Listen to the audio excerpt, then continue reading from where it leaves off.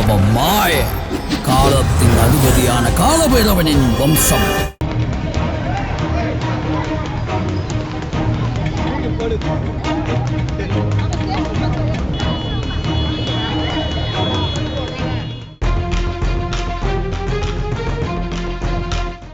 கன்னியாகுமரி மாவட்டம் நித்திரைவிளை பகுதியைச் சேர்ந்த ஐடி ஊழியர் லிஜன். இவருக்கு மேட்ரிமோனி மூலம் பெண் தேடி வந்த போது சென்னை புதுவண்ணாரப்பேட்டையைச் சேர்ந்த பெண் வீட்டார் அறிமுகமாகி உள்ளனர். லிஜின் குடும்பத்தினர் மாப்பிள்ளைக்கு 1 லட்சம் ரூபாயும் பெண்ணுக்கு 25 சவரன் நகைகளும் வரதட்சணையாக கேட்ட நிலையில் பெண் வீட்டார் அதற்கு ஒப்புக்கொண்டு திருமண ஏற்பாடுகளை செய்து வந்துள்ளனர். கடந்த 2ஆம் தேதியன்று புதுவண்ணாரப்பேட்டையில் உள்ள தேவாலயத்தில் திருமணம் நடைபெற இருந்தபோது கடலூரைச் சேர்ந்த பெண் ஒருவர் லிஜின் தன்னை திருமணம் செய்துவிட்டு இந்த திருமணம் செய்ய இருப்பதாக அனைவரின் முன்பும் பரபரப்பை கிளப்பியுள்ளார். இதனையடுத்து திருமணத்தை நிறுத்த முயன்ற பெண்ணை காவல்துறையினர் ஆட்டோவில் வலுக்கட்டாயமாக தூக்கிச் சென்றனர்.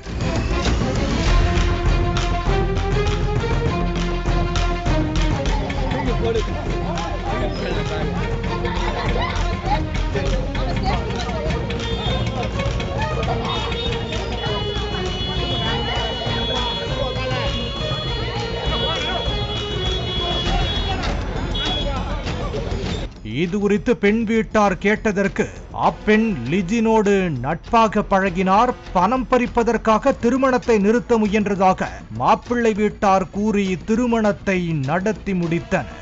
திருமணம் முடிந்த கையோடு லிஜின் மீது காவல் நிலையத்தில் பெண்களை ஏமாற்றியதாக வழக்குகள் இருப்பது பெண் வீட்டாருக்கு தெரிய வந்துள்ளது.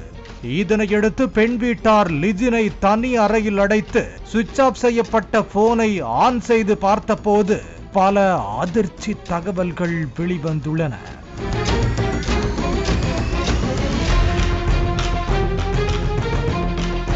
இரண்டாயிரத்து 19ஆம் ஆண்டு காரைக்காலைச் சேர்ந்த பெண் ஒருவருடன் லிஜின் சமூக வலைத்தளம் மூலம் அறிமுகமாகி பின்னர் கர்ப்பமாகிவிட்டு அப்பெண் புகார் அளித்த பின்னர் இழப்பீடாக 5 லட்சம் பணம் கொடுத்தது தெரிய வந்துள்ளது.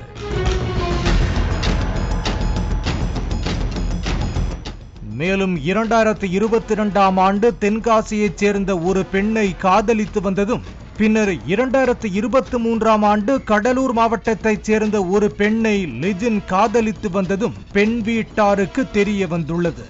கடலூரைச் சேர்ந்த பெண் திருமணத்தை நிறுத்த வந்த போது போலீசார் முறையாக விசாரணை மேற்கொள்ளாமல் குண்டுக்கட்டாக தூக்கிச் சென்றதால் திருமணம் நடந்தது சோகத்தை ஏற்படுத்தியுள்ளது.